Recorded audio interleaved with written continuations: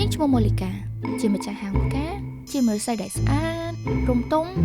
និងរងមុំដោយដៃថែបហើយចាំបាច់ទៀតនឹងដោយថែបធ្វើអីគ្រាន់តែលេងសើចតិចតាឆាប់ខឹងម៉េះទៅបាក់ទ្វារហាងផង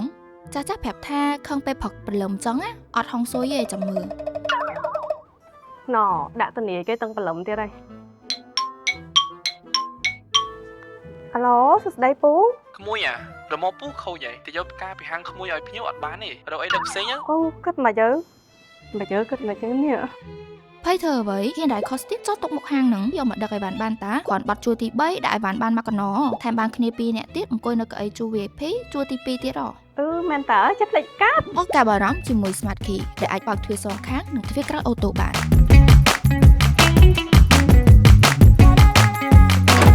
ហ៊ានដែរ Costin មានប្រវែង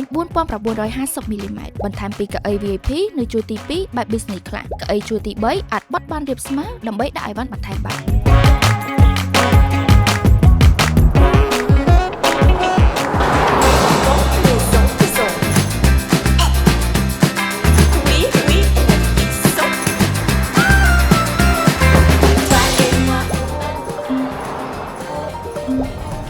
អាឡូជំរាបសួរបងការរបស់បងជំរាបហើយអូនក ុំបារម្ភបងឥឡូវបងតែដឹកជូនបងឲ្យបង